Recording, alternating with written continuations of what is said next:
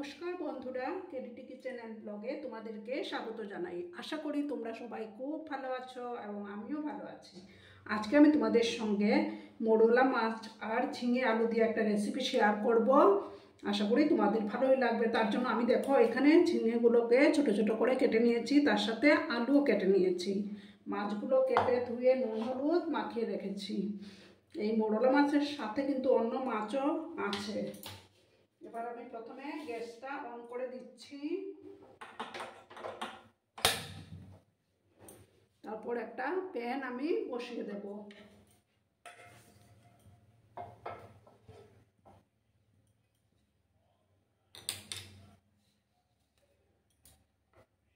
প্যানটা গরম হয়ে যাওয়ার পর আমি তেল দেব। প্যানটা ভালো মতো আমার গরম হয়ে যাক বন্ধুরা।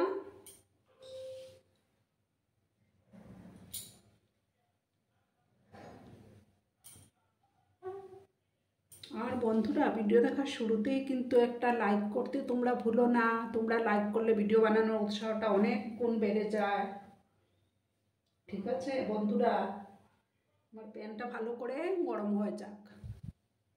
দেখো বন্ধুরা, আমি প্যানের মধ্যে তেল দিয়ে দিচ্ছি। সর্ষের তেল দিয়েছি, আমার তেলটা গরমও হয়ে যাচ্ছে। এবার আমি মাছগুলো দেব। গ্যাসের আঁচটাকে আমি কমিয়ে দিলাম।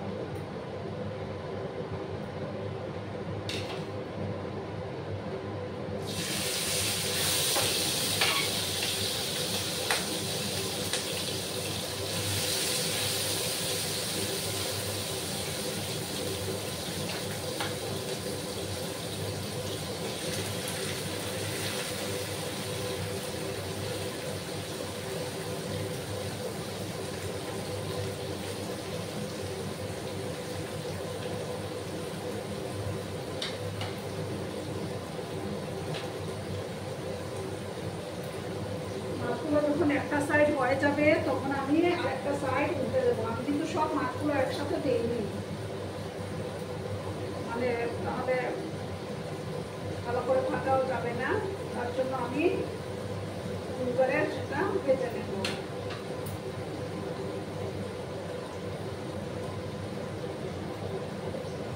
গ্যাসের আঁচটাকে কমিয়ে মাছগুলোকে ভালো করে আমি ভেজে নেব। আমি মাছগুলোকে ভেজে দেবো।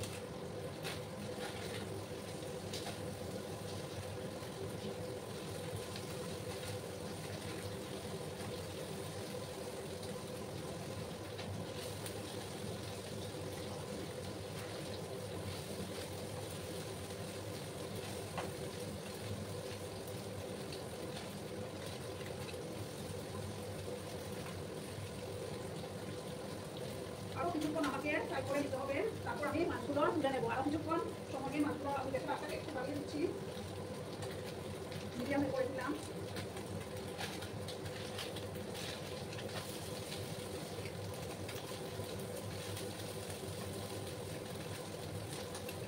আমি কিন্তু বড় মাছের মাথাগুলো মানে ফেলে দিয়েছি, বুঝলে তো বন্ধুরা।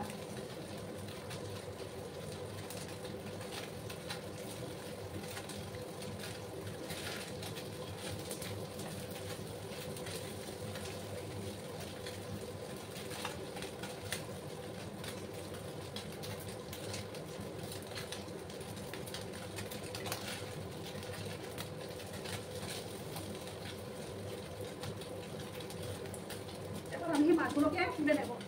দেখো বন্ধুরা, আমি প্রথম ব্যাচের মাছগুলো তুলে নিয়েছি। এবার সেকেন্ড ব্যাচের মাছগুলোকেও ভেজে নেব। একটু সময় নিয়ে তারপর আমি ভেজে নিচ্ছি। দেখো বন্ধুরা, আমার মাছগুলো ভাজা হয়ে গেছে। এবার আমি ওটার মধ্যে আরেকটু সর্ষের তেল দিয়েছি। এবার আমি দেবো সামান্য 5 ফোড়ন দিলাম।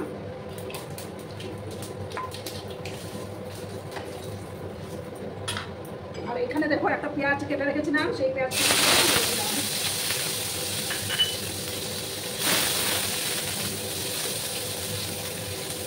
দিয়ে ভালো করে পেঁয়াজগুলোকে একটু ভেজে রাখবো।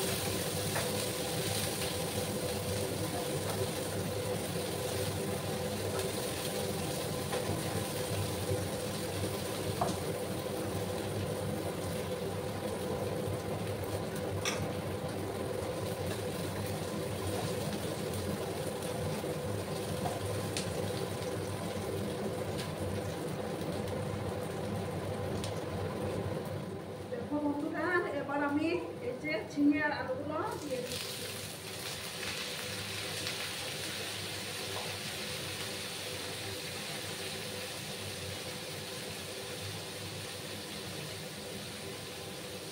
পরিমাণ মতন হলুদটা দিয়ে দিলাম।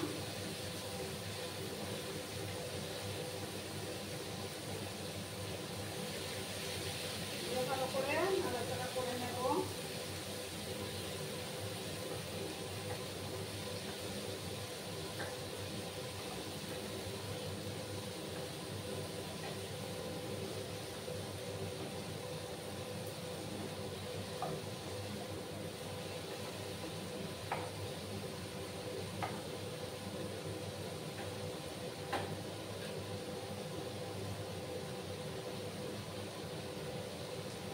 একটু সময় এই ঝিঙে আর আলুটাকে আমি একটু ফ্রাই করে নেব।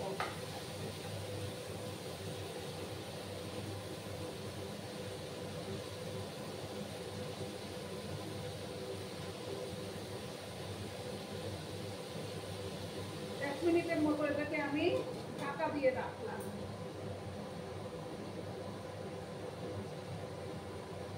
এবার আমি ঢাকনাটা সরিয়ে দিলাম, দিয়ে আমি এটাকে মশলাগুলো দেবো। একটু বেশি একটা বাড়িয়ে দিলাম, ধনিয়া গুঁড়া দিলাম 1 চামচ,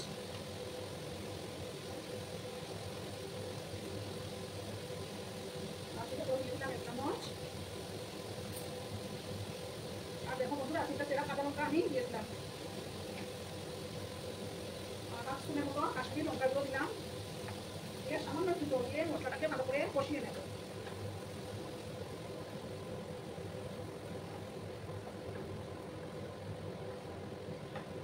মশলাটাকে কিন্তু ভালো করে কষিয়ে নিতে হবে।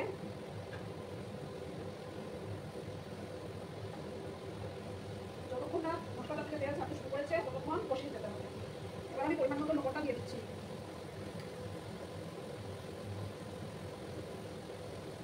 লবণটা দিয়ে ভালো করে কষিয়ে নেব।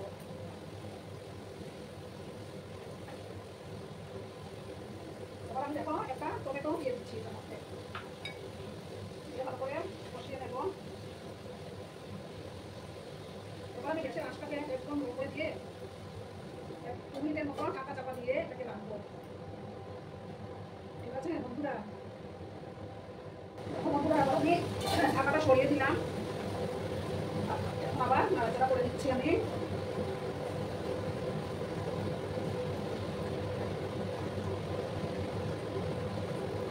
সেটা একটু বাড়িয়ে দিলাম, আরো একটু কষিয়ে নেব।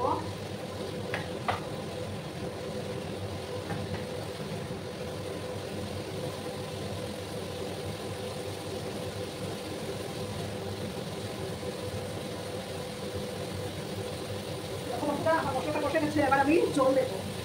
আমি এটাতে বেশি জল দেবো না, একদম ড্রাই করবো রেসিপিটা।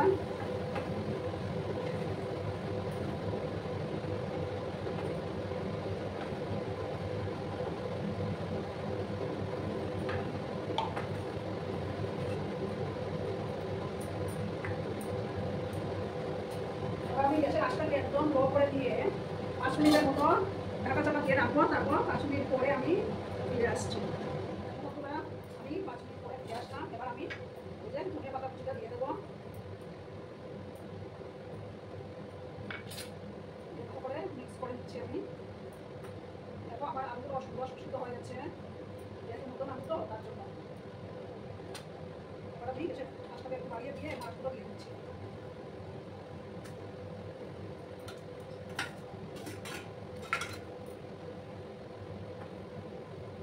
মাছগুলো দিয়ে ভালো করে মিক্স করে নেব।